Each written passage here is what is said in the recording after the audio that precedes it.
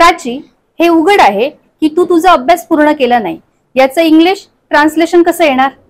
It's clear that you didn't complete your study.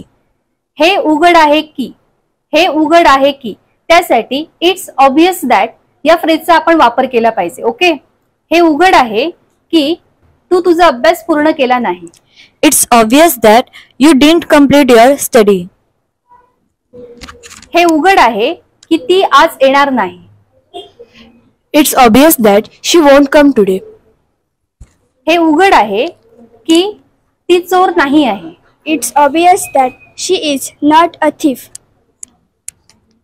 हे उघड आहे की तू बसने प्रवास केला. It's obvious that you traveled by bus.